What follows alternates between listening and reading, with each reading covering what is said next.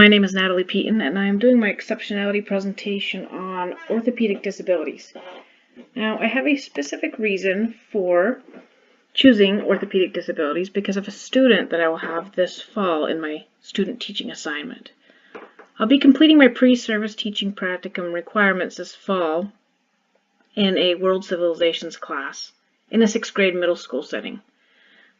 One of my students has spinal muscular atrophy, which is a form of muscular dystrophy, and it severely limits his physical abilities and falls under the definition of an orthopedic impairment as outlined in the IDEA Act. He is confined to a wheelchair, has severely limited movement, has a full-time instructional assistant, and will need adaptations as he participates in the inclusive educational environment. Now, as classroom instructors, my mentor, teacher, and myself must be fully versed in this student's IEP. We must understand the various assistive technology devices to aid in the learning experience, work closely with his instructional assistant, his parents, and the special education department, as well as his other teachers, to make sure he has the best possible learning outcomes in an inclusive educational environment.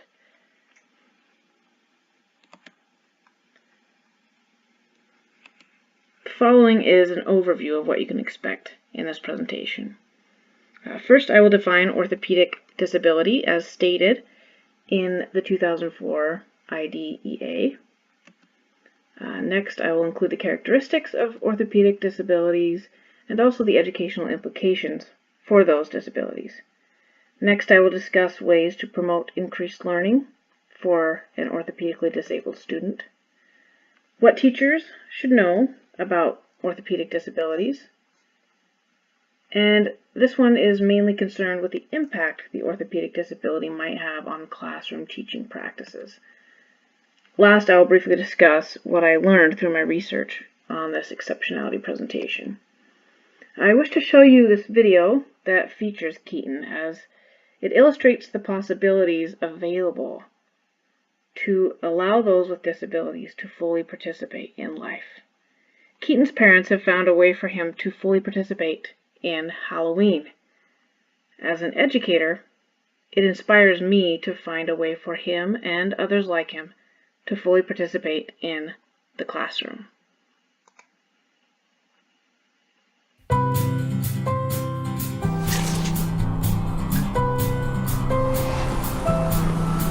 Hi, I'm Ryan Weimer. Hi, I'm Lana Weimer. And this is Magic Wheelchair. Our mission is to build epic costumes for every kid in a wheelchair. But we can't do it without your help. So we launched this Kickstarter campaign to make it happen.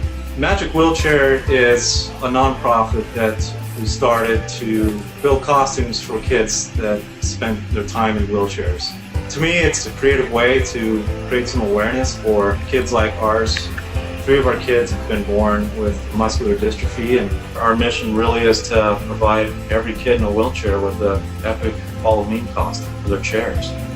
It all started when Keaton was 3 and wanted to be a pirate, and just saw his chair and saw that just a pirate in a chair just wasn't enough for him, and he could build a pirate ship around his chair and he could be sailing the streets of La Grande. That's what started it, just wanting to make a killer costume for my boy.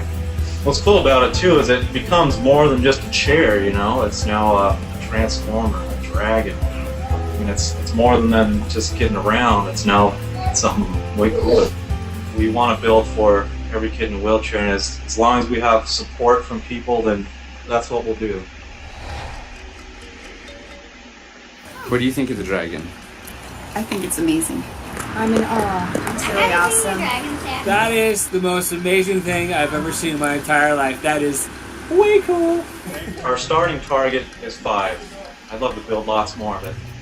Realistically, we want to build 5 before Halloween, nail the whole process this first year, and branch out from there. What an opportunity for them to really have an awesome Halloween too, trick-or-treating. There are kids all over the world who would love to have a dream costume, and we want to build for all of them. That's an awesome costume, dude. That is amazing, Keaton! I think it's awesome. That is so cool. Oh. If we come together as a focused body, we can do amazing things. And you can do that through donating money, donating time, or spreading the word. Pick any one of those or all three and help us make this possible. Please go to Kickstarter and donate. With your help, we can make Magic Wheelchair fly for years to come. Are you a rock star? Yeah.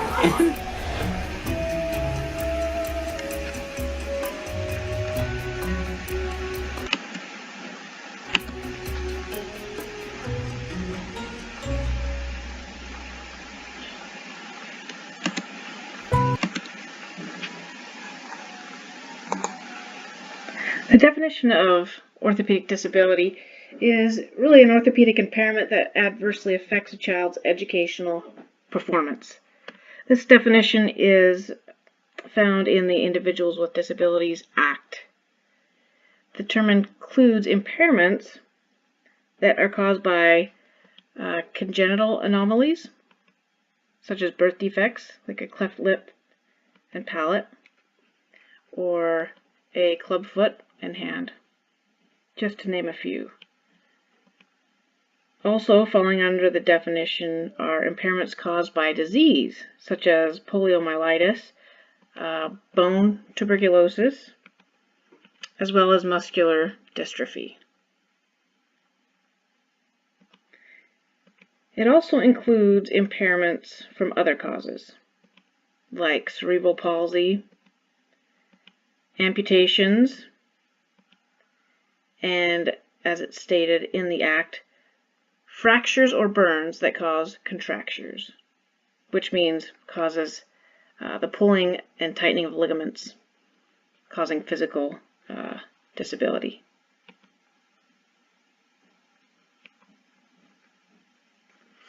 Characteristics of orthopedic disabilities. As you can tell, the definition of orthopedic impairment includes a broad range of conditions. Because of the vast range of possible conditions, educational challenges in the classroom will differ case by case. An evaluation is required for a disability to be classified as an orthopedic impairment. This process generally includes a medical assessment performed by a doctor, detecting how the impairment may impact a child's academic performance, as well as observing the child in their educational atmosphere. Considering the diversity in conditions that are embodied by the orthopedic impairments category, educational challenges will differ case by case. Most important to remember is that the strategies used in each case should focus on the student's unique needs. The educational implications of orthopedic impairments can come up against possible academic barriers. These barriers include accessibility to class content. Are instructional materials available in accessible formats for orthopedically impaired students? Are considerations made to allow the students to work in groups with peers? There may be challenges that arise in certain class activities and requirements. Can the student fully participate in various assessments for learning? This is particularly relevant for Keaton as he has severely limited physical movement. Social difficulties can also arise in a fully inclusive classroom. Particularly as students enter middle school and high school, social connections become increasingly important. Students with orthopedic impairments can, at times, be physically situated in the classroom in such a way that social connections may be difficult to form. There may be issues with maneuverability in classroom spaces, as well as hallways and during passing times at school. All of these issues must carefully be considered when creating classroom plans, both with lesson planning as well as the planning of the physical space in the classroom. IDEA requires schools to provide accessible transportation to and from school, as well as within and between school buildings.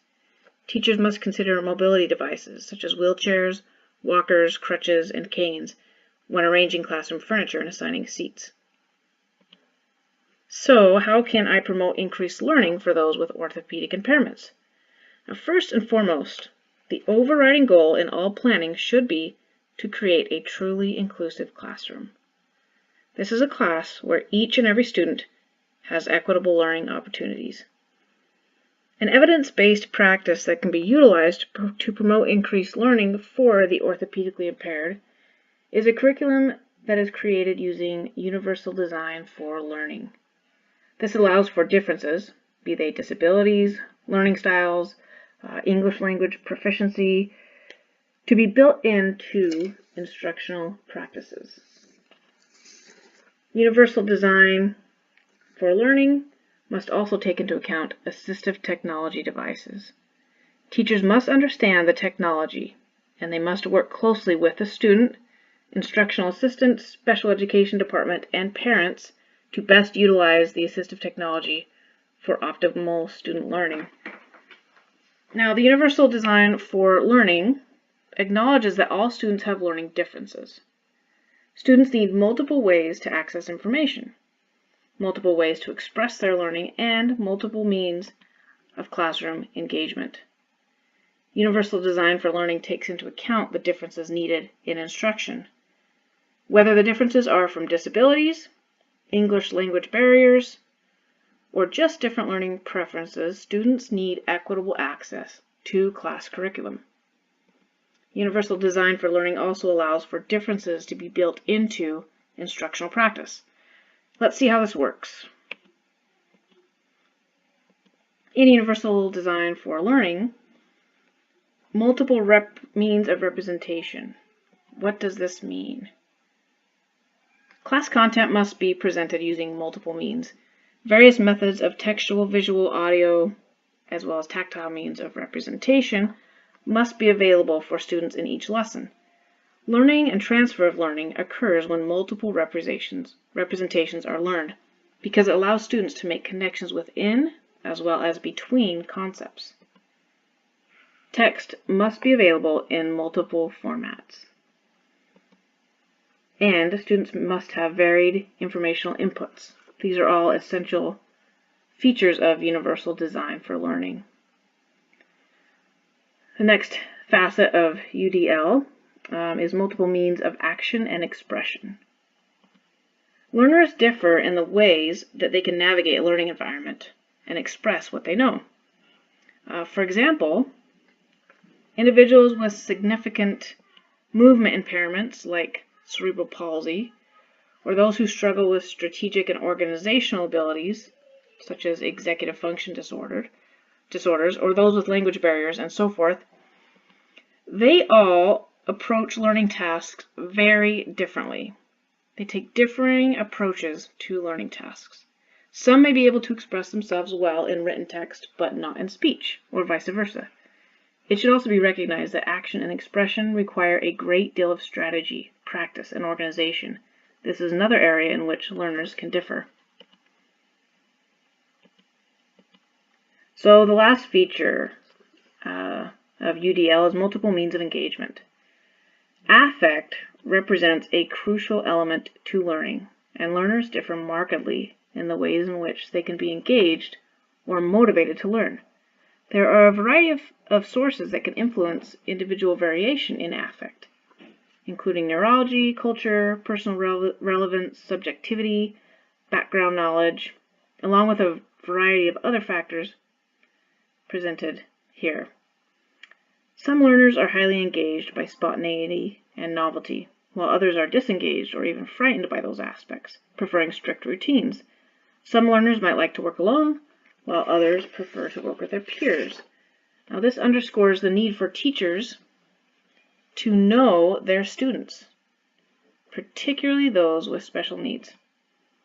All of the varied means of engagement must be accessible to my student with orthopedic impairments, as well as any student that has special needs. Now, in reality, there is no one means of engagement that will be optimal for all learners in all contexts. So providing multiple options for engagement is essential. So really what we're offering here is choice.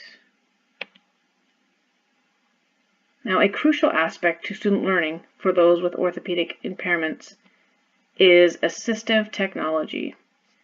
An assistive technology device is defined in IDEA as any item, piece of equipment, or product system whether acquired commercially, off the shelf, modified, or customized, that is used to increase, maintain, or improve the functional capabilities of a child with a disability. This includes assistive technology devices for mobility, such as wheelchairs, devices for alternative communication, like Braille or sign language. IDEA amendments further define an assistive technology device as any service that directly assists a child with a disability in the selection, acquisition, or use of an assistive technology device. This definition provides support for many assistive technology device issues such as the evaluation, purchase, selection, repair, customization, or replacement of the device. The IDEA amendments also provide for training or technical assistance for the student and others who work with the student or provide support services. Teacher candidates need a background in the range of devices and services that are available. They should be well versed in the legal parameters of the provision that's included in IDEA and use of assistive technology, and have experience in bringing assistive technology considerations into the IEP process. They need to advocate for their students and teach their students self-advocacy skills. My student, Keaton, he has the control of his wheelchair via a joystick. He has an instructional assistant because he has extremely limited use of his body. He uses a specially adapted iPad with applications that help him communicate. It's important to be familiar with assistive technology. Work with the instructional assistant, special education department, parents to find the best apps and devices to participate. Some devices, like one thing I will talk about right here is communication letterboards that are based on eye tracing movements. This assistive technology is essential for many students with orthopedic impairments. It's a powerful tool, and it's amazing how inexpensive these applications have become with the use of an iPad. So how can I promote increased learning?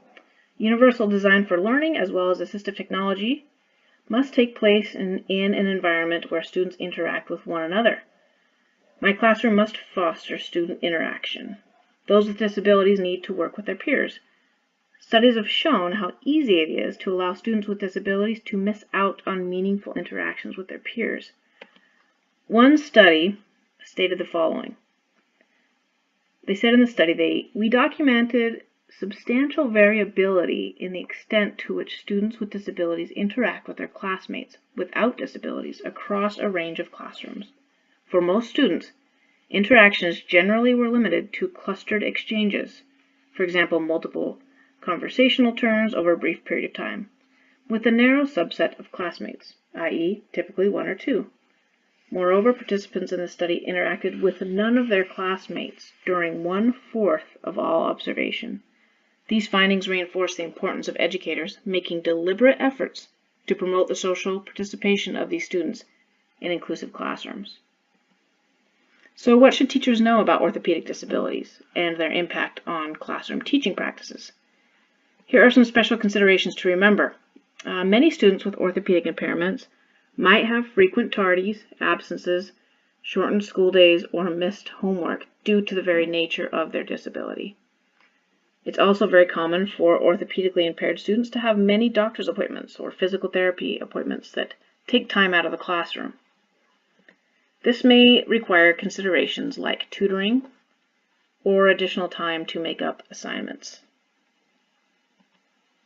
So the following are some ideas to foster improved social inclusion. Be deliberate in student seating assignments. Take special care to be familiar with the student's IEP and closely follow the recommendations. The student should be seated in an area where they can fully participate and they don't feel like they're removed from the rest of the class. Consideration should be made in forming cooperative learning groups among the class. Group students together who will best support one another. And communicate often and openly with the student, parents, counselors, and therapists regarding the progress of the student and any changes or ongoing needs that the student might have. So what did I learn in this exercise? Most importantly, I learned that I must provide a truly inclusive environment. All students need to have a full educational experience, both academically and socially. This, at its heart, is about the student, each and every individual student. They must all feel comfortable in my class, and they must have a place. If I can put into practice what I have learned about the need to create an inclusive classroom, then every student will be served, every student across all levels of ability.